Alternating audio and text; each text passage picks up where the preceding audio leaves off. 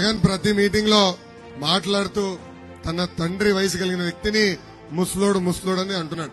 ఈ రోజుతో ముసలోడు ఎవరో తేలిపోవాలండి, తేలిపోవాలి. జగన్ బస్సు దిగాలంటే స్టూల్ వేయాలి తల్లి. జగన్ కొబ్బరికాయ కొట్టాలంటే ఇద్దరు ఆ రాయి ఎత్తాలి తల్లి. పంతులు ఆ రాయి ఎత్తితే ఈయన నడుము వంగకుండా కొబ్బరికాయ కొడతాడు తల్లి. ఈ జగన్ బైక్ నడపాలంటే ఇటు నలుగురు పట్టుకోవాలా, అటు నలుగురు పట్టుకోవాలా. ఏకంగా ఈ రోజు మనం చూస్తే కనీసం గత 5 సంవత్సరాలుగా ఒక్క గంటనా ఒక సమీక్ష చేయాల. సాయంత్రం 6 అవుతే ఇంటికి పరిగెత్తుకుని వెళ్ళి పడుకుంటాడు తల్లి.